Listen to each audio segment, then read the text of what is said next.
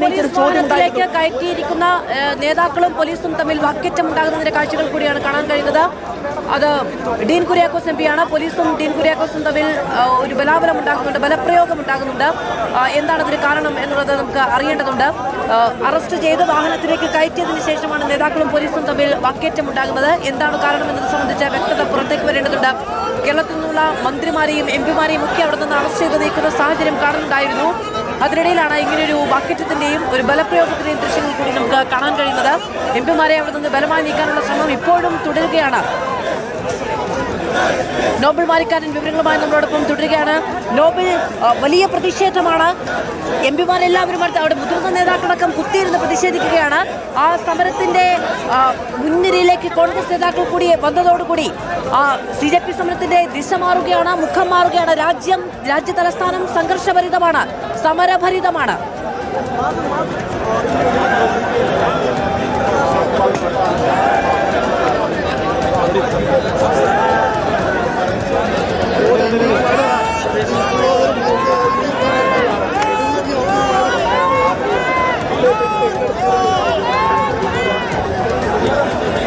മധു, ഇപ്പോൾ വലിയ പ്രതിഷേധത്തിലാണ് സാക്ഷ്യം വെച്ചത്. നമുക്കിപ്പോൾ ആന്റോ ആന്റണി MP ഉണ്ട്. MP എന്താണ് വലിയ പ്രതിഷേധം?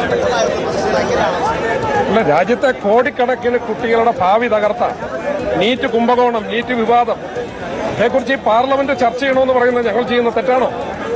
പ്രതിപക്ഷ നേതാവ് രാഹുൽ ഗാന്ധി അടക്കം പാർലമെന്റിലെ മുഴുവൻ ആളുകൾ പ്രതിപക്ഷം ഒരുമിച്ച് നിന്ന് ഇതേക്കുറിച്ച് പാർലമെന്റിൽ ചർച്ച നടക്കണം, പ്രധാനമന്ത്രി മറുപടി പറയണമെന്ന് പറയുമ്പോൾ പാർലമെന്റിൽ ചർച്ച ചെയ്യാൻ പറ്റില്ല എന്ന് പറഞ്ഞാൽ സമരം ചെയ്യുന്ന നിരപരാധികളായ നിസ്സഹായരായ പാവപ്പെട്ട കുട്ടികളെ അതിക്രൂരമായി മർദ്ദിച്ച് അവരെ ജയിലിൽ കൊണ്ടുപോയി ഇടാനും ജയിലിൽ നിറയ്ക്കാനുമാണെങ്കിൽ ഈ രാജ്യത്തെ ജയിലൊന്നും നരേന്ദ്രമോദിക്കും കൂട്ടാളികൾക്കും മതിയാവില്ല എന്നുള്ള മെസ്സേജാണ് ഞങ്ങൾ കൊടുക്കുന്നത്.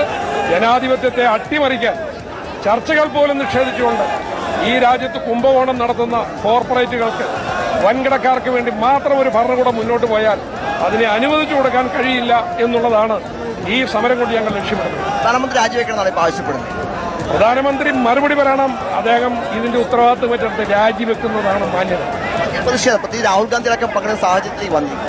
ഉറപ്പായിട്ടും ഈ പ്രതിഷേധം ഇവിടെ നിന്ന് ആളിക്കത്തുകയാണ്, യാതൊരു സംശയവും വേണ്ട. ഉറപ്പായിട്ടും ഈ രാജ്യം മുഴുവൻ ഉയരുന്ന അത്യുജ്വലമായ കൊടുങ്കാറ്റ് പോലെ അഞ്ഞടിക്കുന്ന വലിയൊരു സമരത്തിന്റെ തുടക്കം മാത്രമാണിത്.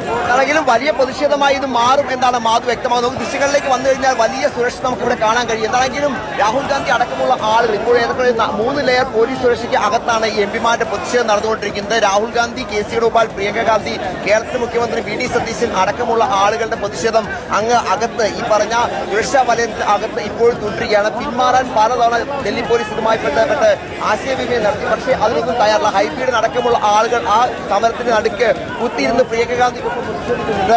വലിയ പ്രതിഷേധത്തിലേക്ക് കാര്യങ്ങൾ മാറുന്നു എന്നാണ് നമുക്ക് ദൃശ്യങ്ങളിൽ മനസ്സിലാവുന്നത്. എംപിമാർ പിന്മാറാതെ ഇങ്ങനെ നിൽക്കുമ്പോൾ കോൺഗ്രസ് പ്രവർത്തകർ അടക്കമുള്ള ആളുകൾ പലയിടത്തും മുന്നോട്ട് വരികയും ചെയ്യുന്നു എന്നതും എടുത്തു പറയണം. പല ആളുകളെയും അറസ്റ്റ് ചെയ്തിടക്കം നീക്കുന്നുണ്ട്. പക്ഷെ അവരൊന്നും പിന്മാറാൻ തയ്യാറല്ല. പലരും വലിയ ഏറ്റുമുട്ടൽ പോലീസുമായി നടത്തുന്ന കാഴ്ചയൊക്കെ നമുക്ക് മറുവശങ്ങളിൽ കാണാൻ കഴിയുന്നുണ്ട്. എന്താണെങ്കിലും ഇന്നലെ ദില്ലിയിൽ യുവാക്കളും അതോ വിദ്യാർത്ഥികളും സമരത്തിന്റെ മുന്നിലേക്ക് വന്നതോടുകൂടി രാഹുൽ ഗാന്ധി ഇറങ്ങി നിന്ന് പ്രതിഷേധിച്ചതോടുകൂടി രാജ്യത്തിന്റെ പല ഭാഗങ്ങളിൽ നിന്ന് ഈ സമരത്തിന് വേണ്ടി കൂടുതൽ കോൺഗ്രസ് അണികൾ, കോൺഗ്രസ് പ്രവർത്തകരൊക്കെ വരുന്നൊരു സാഹചര്യം കൂടി ഉണ്ടാവുകയാണ്.